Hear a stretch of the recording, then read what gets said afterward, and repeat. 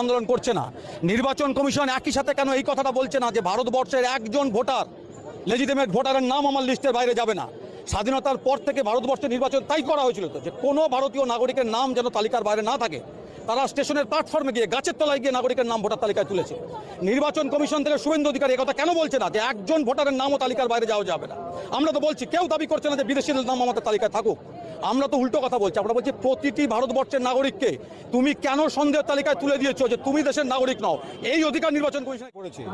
অন্যায়ভাবে পশ্চিমবঙ্গের 60 লক্ষ মানুষকে যেভাবে ওরা বিচারাধীন করে রেখেছে, তার বিরুদ্ধে সম্মিলিতভাবে বিভিন্ন সংগঠন রাস্তায় নেমেছে। আমরাও আজকে রাস্তায় আছি এবং আপনাদের মাধ্যমে আমরা সবাইকে বলতে চাইছি যে আপনারা খেয়াল করে দেখুন কিভাবে অন্যায়ভাবে পশ্চিমবঙ্গের নাগরিকদের ওরা ভোটাধিকার কেড়ে নিতে চাইছে।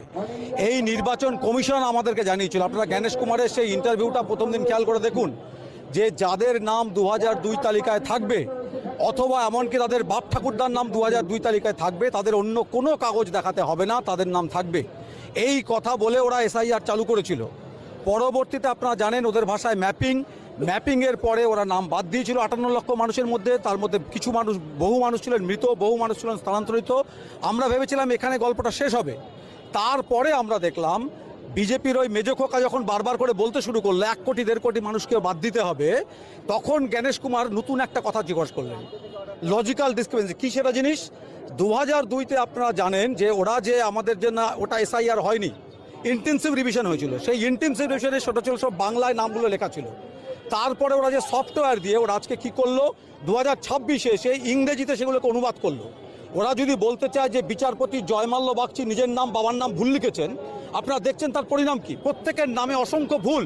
সেই ভুলগুলোকে ধরে নির্বাচন কমিশন সম্পূর্ণ আইন বিরুদ্ধভাবে, আইনটা কী ছিল আমাদের দেশের, যে কার নাম ভোটার তালিকায় থাকবে বা থাকবে না সেটা বিএলওর রেকমেন্ডেশনের পরে ইআরও ঠিক করবেন। এটা তো আজ পর্যন্ত আইন। এটা তাতে দেখা গেল যে এই বেশি লোককে নাম বাদ দেওয়া যাচ্ছে না।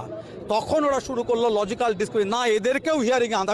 আমি এই কথাগুলো এই জন্য বলছি, নির্বাচন কমিশন কিভাবে একের পর এক নিজের তৈরি করা আইনকে ভেঙে পশ্চিমবঙ্গের নাগরিকদের, বিশেষত সংখ্যালঘু মানুষদের নাম বাদ দেওয়াকে নিশ্চিত করেছে, এই প্রক্রিয়াটা আমরা তুলে ধরতে চাইছি মানুষের কাছে। আর পশ্চিমবঙ্গের মানুষ রাস্তায় আছে, আমরা প্রতিহত করব।